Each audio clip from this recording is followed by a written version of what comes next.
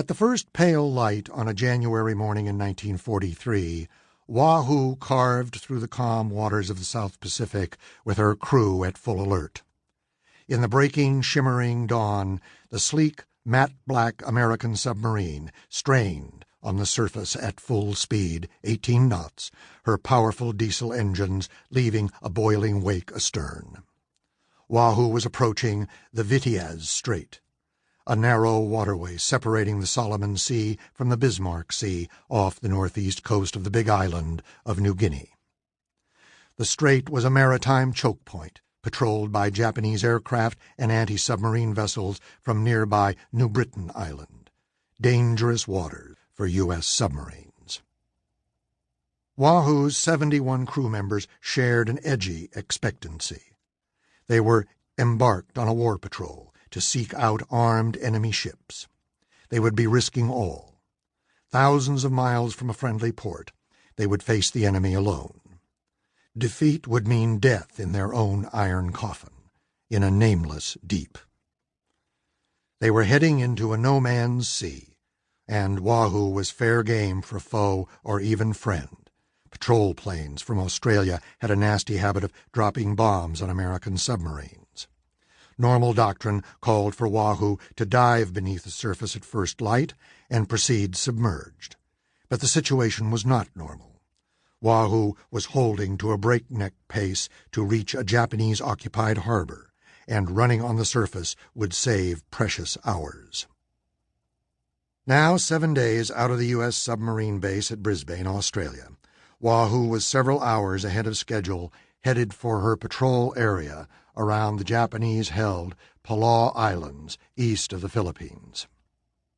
En route to her assigned area, Wahoo had orders to make a slight detour, if possible, to reconnoiter the anchorage of Wewak on the north coast of New Guinea, captured by the Japanese in the conquest of the East Indies the year before. It was used by the Japanese as a staging area to support amphibious operations in the Solomon Islands chain. Thanks to her 4 powerful diesel engines, Wahoo was able to maintain an 18-knot speed, almost 21 statute miles per hour. A knot, a nautical mile per hour, is 1.15 statute miles an hour. To fit in the requested reconnaissance, Wahoo was running at full speed on the surface despite the proximity of Japanese airfields. Submerged on batteries, her speed would have been reduced to 5 or 6 knots at best. Though crew members were apprehensive, they were curiously confident. For Wahoo, on her 3rd war patrol, was commanded by 2 officers whom they trusted and whose leadership was soon to become famous throughout the U.S. submarine force. The sense of confidence was pointedly shared by the executive officer, Lieutenant Richard O'Kane, a handsome 31-year-old sailor with light brown, almost rusty hair, a strong jaw, firm set to his mouth, and an open face. Dick O'Kane was of medium height and in fine physical condition.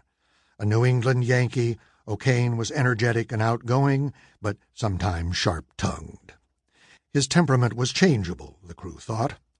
He could be voluble, or he could be quiet.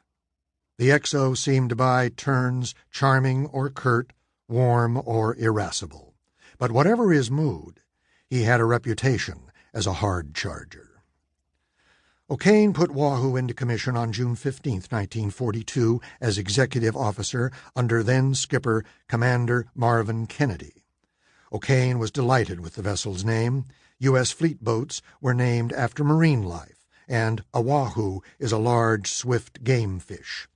But Wahoo sounded to O'Kane and the crew like the name of an Indian tribe, so her battle flag pictured an American Indian headdress.